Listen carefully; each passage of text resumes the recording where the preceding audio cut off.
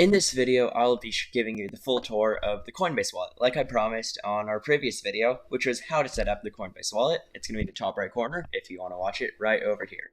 Alright, so the first thing you're going to want to do is head on over to your Coinbase Wallet. If you didn't already bookmark it, like I should have done, I'm using Microsoft Edge. So just go to the Extensions tab, which is this little puzzle piece, click on it, then press the I to show it or hide it. I'll show it, then I'll click on it. Okay, so here I am in my wallet. It's going to likely ask you for your password. If you set yours, which I did, I just entered my password a while ago because I was testing some stuff. But yeah, here we are. So the home page, or your assets page, this is going to give you an overview of all the assets you have. I currently don't have any assets in this wallet because it's for the video. And I know you guys in the past have taken all my assets when I use my main wallet, so I'm not going to do that anymore. So there's really nothing you can do here until you add Ethereum, which is the main currency that Coinbase Wallet uses. It also uses Solana, but I'll go back to that on that later. So if you want to add Ethereum, you just click add however much you want to do. Let's just say I want to do $10. Then over here, it's going to give you an option to add crypto from Coinbase Pay or transfer it from another wallet. No, the Coinbase Pay, you need to have a Coinbase wallet, like a Coinbase account to sign into, which I'll probably make a tutorial on how to do that sometime. But for now, just follow the steps on Coinbase.com to create a Coinbase account wallet, Coinbase Pay wallet. And then there's also transfer from another wallet, which will show your cryptocurrency address, your Ethereum address, which you can receive Ethereum, Avalanche, Binance, and Polygon. All you need to do is click copy address or show QR code, which then you can scan with phones that support the application. Your Solana address is limited, but you can receive Solana. However, I would not recommend this because you can't use dApp connections trade or use NFTs with the Coinbase wallet, and that kind of ruins the point of having a browser wallet. I would recommend just setting up the Phantom wallet. I have another tutorial on that, which is going to be right here in the top right corner, and that is made especially for Solana. They also have a really nice dedicated app for Solana on the mobile device. You can also go see your username over here, which mine is @test121. Don't even know, and this only works with Coinbase Wallet users. So let's say if I go into my MetaMask wallet and I try to send crypto to this, it's not going to work. It's going to just get lost, and some random miner is going to probably take it. No one's going to take it. It's going to just get lost on the blockchain, or the transaction is going to get rejected altogether. Now, in Coinbase, they're going to probably just take it because they're Coinbase. They're really weird. Anyway, over here in the transaction tab, this is going to show you a vertical list of all the transactions that you have. Right now, I don't have any, like I said before, because this is a test wallet. So you need to receive crypto or add assets before your transactions show up. When you receive, send, interact with the dApp, that will trigger a transaction. Over here in the community page, I legitimately don't get this, because one of the big deals about Coinbase is that your address isn't tied to anything.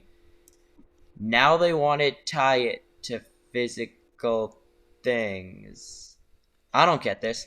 Well, you can't post on it or do anything, so you could just follow random people if you want, I guess. Or follow your friends? But then people would be able to trace you. Okay. I'm confused about this. Just all that it is like a place to follow other wallets. I don't get it. You can't post. It's not like a social media or anything. You just follow people just because. And that's the community tab. There's also the settings tab, where we actually have quite a bit of settings, but nowhere near as much as MetaMask. I would just recommend using MetaMask. So over here in our default network,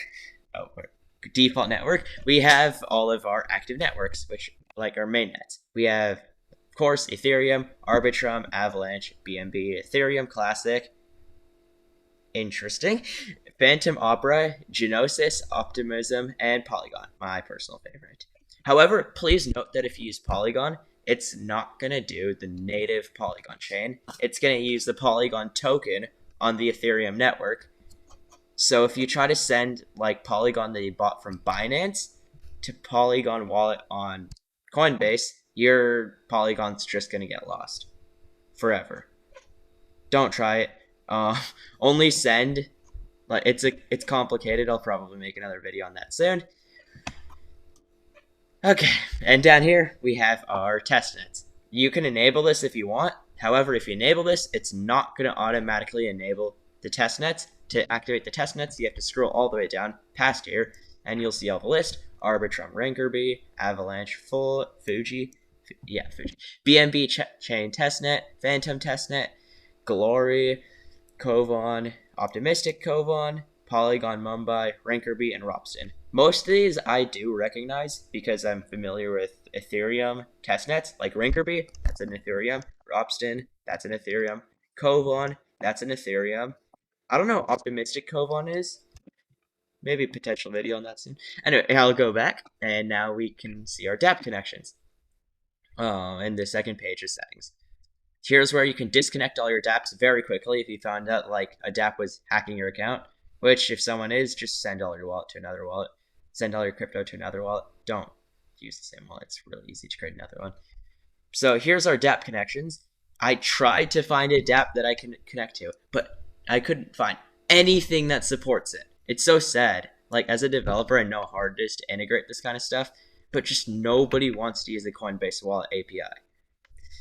APK, not API. What am I saying? Anyway, there's also our auto lock timer, which will determine how long to wait before automatically locking your wallet after you're idle. So if I close my wallet and if I close the browser, then it's going to be 24 hours until it automatically locks my wallet. I want to set that to 10. I don't want a full screen. I'm going to probably set that to 10 minutes because I'm a safe user. Actually, 30 minutes sounds good in case I'm like actively using. Over here, we have our change password tab, where you can enter your old password, then your new password, and then you'll have to verify your new password again. Nothing special about that. Go back. And then you also have your show secret recovery phrase. So my password is password.123321. I showed you guys that in the previous video. Next. Okay, so here you can see your secret recovery phrase. You guys can take mine. I don't care about it. Do whatever you want with it. But do not share this with anybody, not even Coinbase. Like if someone tries to contact you and they're like, we need your secret recovery phrase for this, don't give it to them. Please don't. Keep this hidden. I'd recommend you write it down. Do not screenshot it and save it somewhere on your computer because then that can get hacked and all your funds will get stolen. Trust me. I learned that the hard way. Anyway, you can click done once you're done with that, and then we can also see our assets, which is pretty much just an overview of this page, just in the settings tab. Don't know why they added that. I mean, I guess it's helpful because then I can search Polygon V2 point whatever if you have like a really weird token or something. But I don't think they support. Oh yeah, they do support tokens. Okay, and then back below that, we have our advanced settings. Enable testnets. This is the same thing that this button over here will do. It just enables all the test networks so you can develop with them. Show private key, same thing. Experimental mode. I enabled this, and after digging around for like 30 minutes, I still couldn't find anything different with this. Seriously, I don't know. I couldn't find it doing anything. I'm sorry, Coinbase, if I'm just dumb and didn't use this right, but I can't. Coinbase, you need to have like a changelog or something. Export custom networks. This will get the RPC URL of all your custom networks that you have added.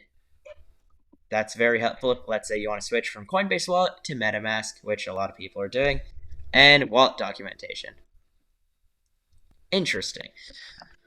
And then, finally, last but certainly least, we have our legal terms and our contact us terms. And then below that, we have our lock wallet button, which if I press this, it's going to lock my wallet, so that way you don't have to enter, so that way you have to enter your password before you can access your funds. Alright, I think that is all. Good overview of Coinbase Wallet. If you like this video, please like and subscribe. I'm making more videos like this, and they take a lot of practice. Thank you, guys. Bye.